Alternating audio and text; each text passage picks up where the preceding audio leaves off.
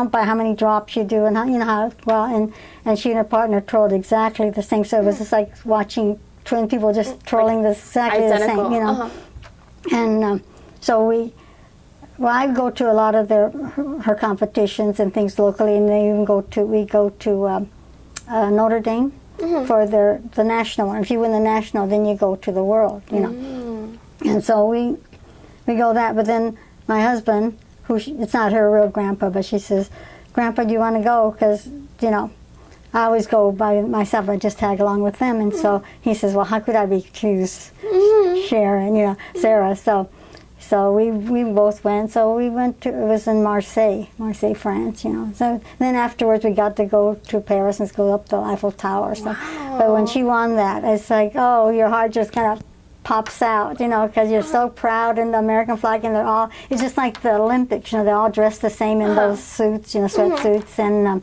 the flag, and they're all in one group, just like, and so that was a real heart-stopping moment, it was really proud moment, representing the United States, Yeah, so. After everything. Yeah.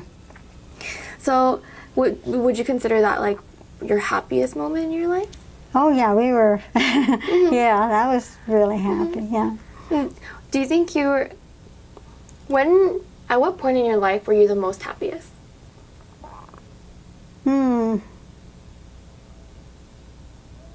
I guess about now. About now? Yeah. Lucky to be alive and healthy, I guess, And you're retired now, right? Oh yeah, I'm 77. Yeah, so have you done a lot of traveling since you've been retired? No, we don't travel that much. We've gone on a couple of cruises. Ooh. And it's only because of animals. See, if you get animals, you just can't leave them that much, So, we have 3 cats, and then my brother lives in El Monte, so he would come every day, and he's got a bunch of cats, so he'll come over every day and feed them, and the cats, all they need is a litter box and food and water, so he just kind of checks on them. But dogs, they're more, you can't just, you can't just coop them up, and we tried leaving him at a kennel, and I don't know what we're going to do. But they'll survive, I'm sure. We just can't, But he's not, my husband's not that much of a traveler, though. He's a homebody anyway. So if I go anywhere, I go with my sister, Susie, or with my daughter or granddaughter. We'll go to do things, but... I see. And lastly, what are your dreams or visions for the future?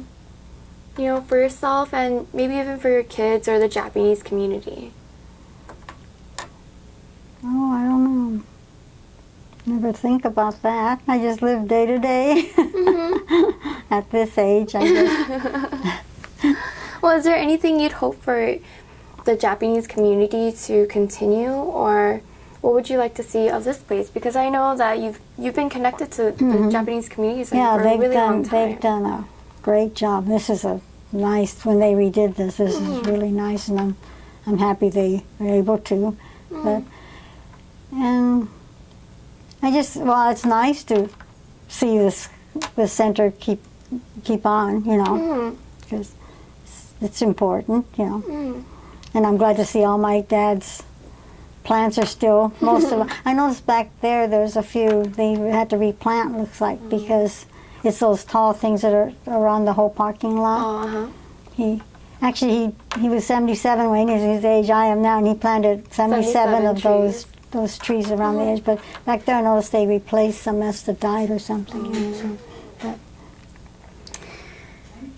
And I guess the last thing is there anything you'd like to add, or anything you'd like people who might possibly see this to, know about you, about your life?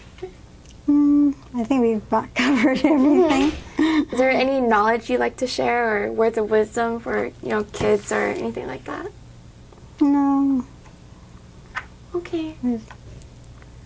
Thank you so much. You're welcome.